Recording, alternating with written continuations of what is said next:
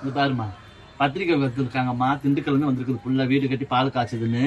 இப்படி வாங்கி வச்ச உடனே அங்க ஓடி போயிட்டாங்க பாருங்க.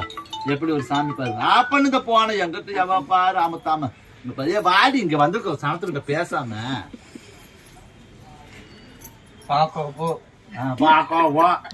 ஒரு ஆரஞ்சு உள்ள வச்சுக்கிட்டு பாரு சாமி. காலையில மாலை போட்டுட்டு சாமி, வடை 4 வாங்கலாமா, இட்லி வாங்கலாமா, தோசை ஒரு நேரமாவது இந்த பசிக்கிற நேரம் அந்த கடவுள் நம்ம நினைப்போம். எந்த சாமி நம்மள அப்படி இருன்னு சொல்லல. அந்த பசி நேரத்துக்கு நம்ம அந்த கடவுளை நினைப்போங்கனாலதான் கொஞ்சம் ஒரு கட்டுப்பாடா இருக்கும். இந்த மாதிரி தண்டேரி மாடு தின்னு, நீ தோலையாவது தின்னு ஒண்ணுமே இல்ல. இந்தம்மா